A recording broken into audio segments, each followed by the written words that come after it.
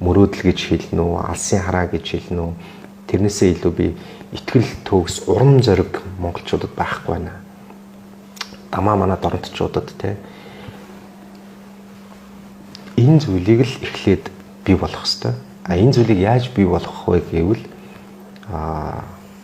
хүлээмжшөрөгдсөн манлайлал те хүлээмжшөрөгдсөн манлайлалаар дамжуулаад энэ одоо нөгөө бодит төр хүрх гээд байгаа нийтээрээ нэг амжилтанд хүрх гээд байгаа нэг тийм урам зориг энэ зүйлийг би хамгийн чухал гэж бодож байгаа. Өөрөөр хэлбэл Доронтой аймаг 2050 онд гэдэг юм уу 60 онд ийм болно. Тэ? Ийм болохын тулд ийм юмнууд хэдүүлээ одоо хийх ёстой.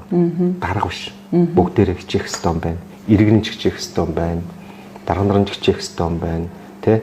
Энэний төлөө хэдүүлээ хамтдаа урагшлая гэдэг нэг тийм хамтын хүсэл мөрөөдлийг л бий болгохгүйгээр бид нэгээд нэг нь хичээгээд байдаг. Эсвэл хэсэг бүлэг нь хичээдэг, хэсэг бүлэг нь шүүмжилдэг, хэсэг бүлэг нь нөгөө хичээл зүтгэлийг нь ойлгодоггүй.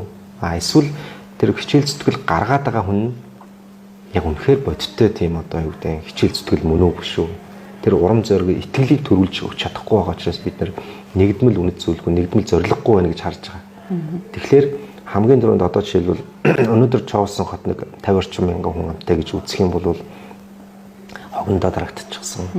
За цэвэр усны асуудал нь дэд үтсэн ингээд тартагтаад болчихсон байна шүү дээ. Тэгэхээр Чоусон хотын иргэд ямар одоо жишээлбэл нэгдмэл зоригтой байх ёстой. 2050 онд Чоусон хот 110 мянган хүнтэй хот болно. 110 мянган хүнтэй хотыг бид нэр ийм дэд үтстэй байх ёстой.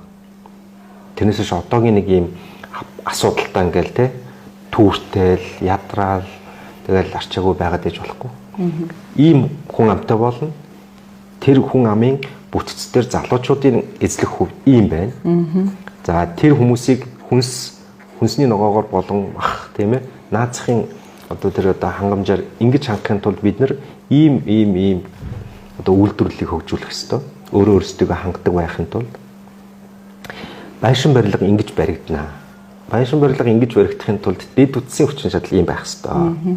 За дээрэс нь дулаан хангамж ийм байх ёстой. Заргалгаа хангамж ийм байх ёстой. Цэвэр усны хангамж ийм байх ёстой гэд ингээд маш тодорхой гаргаж тавиад танд итгүүлэх хэрэгтэй. Та итгээд нэрэл Чоусон хот маань одоо жишээл 2060 онд ийм том хот болох юм байна. Бид нар бүс нутагтаа хүлээн шөрөгдсөн хүмүүс ирж тэ энэ хот руу татагддаг ийм Чоусон хотыг бий болгох гэж байгаа юм байна гэдгийг та итгэж үнэмшүүл яах вэ? Урам зориг орно үстэ. Би яагаад гэвэл тийм хотын иргэн байхын тулд би юу хийх ёстой вэ гэдгээ бодож эхэлнэ. Тэгээ бүгдээрээ л ийм болох ёстой. Тэгэхээр нөгөө бодит манлал гэдэг нь энэ. Хүлээн шөрөгдсөн төлөвлөлт гэдэг нь энэ. Тэгээд иргэдтэйгээ олуулаа гэдэг нь бүх хүн хүсч мөрөөдөх тухай асуудал байдаг.